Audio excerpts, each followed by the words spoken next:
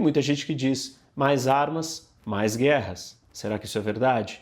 Existe uma realidade ou uma teoria que se chama dilema da segurança, e ele explica que, como nós vivemos num mundo anárquico, ou seja, sem governos, sem constituição, sem regras, sem polícia, cada um faz o que quer, aí os estados eles são desconfiados, eles têm que cuidar de si mesmo, não tem ninguém que vai vir salvá-los, então eles precisam se proteger, então eles precisam estar preparados para uma guerra.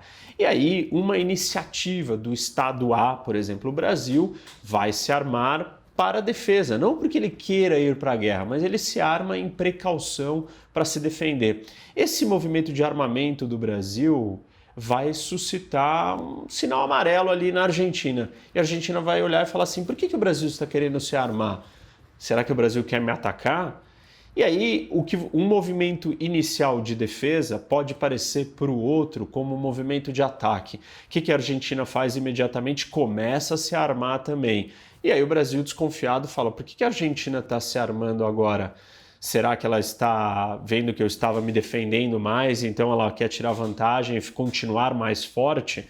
E aí isso provoca muita desconfiança e cria o que a gente chama de corrida armamentista, que supostamente leva até uma guerra. Mas isso não é o único fator e não é o único jeito de enxergar o mundo e as relações internacionais. Na verdade, se nós olharmos só para esse fator, não é nem a questão do armamento que causa a guerra, é muito mais a questão da anarquia, da gente viver num ambiente sem ordem, sem leis, sem regras, sem polícia, sem um ordenamento mundial que faz os estados terem que se defender e se proteger por conta própria. As armas, nesse caso, são só as ferramentas de proteção, mas não são as causas da desconfiança. A causa da desconfiança é a falta de ordem. Um outro pensamento comum sobre a ideia das armas e a violência ou o número de mortes é que quanto mais sofisticado o armamento, mais pessoas vão morrer nos conflitos.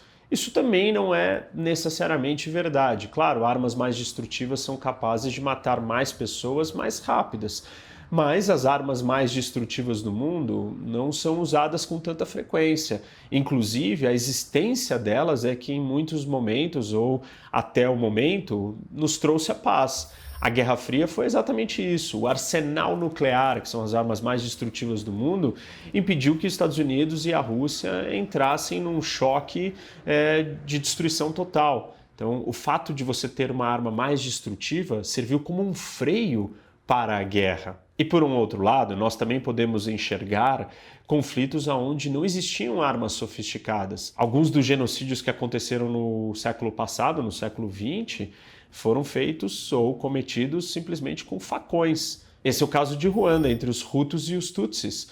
Você não tinha grandes armamentos, grandes aviões, simplesmente eles saíram com facas, facões e exterminando, morreram 800 mil pessoas nesse genocídio. Então, cuidado com a ideia de que necessariamente mais armamento vai levar o mundo para uma guerra. A história não mostra sempre isso. Inclusive, existem vários fatores para explicar as causas da guerra. E o Tucídides, que foi o primeiro historiador que escreveu sobre a Guerra do Peloponeso, ele já nos disse que as nações entram em guerra por 3 motivos: medo, honra e interesses. E aí dentro dos interesses podemos até incluir os interesses econômicos. Mas percebe que medo é um fator para a guerra, honra também, e os interesses, e não necessariamente eu ter ou não mais armas.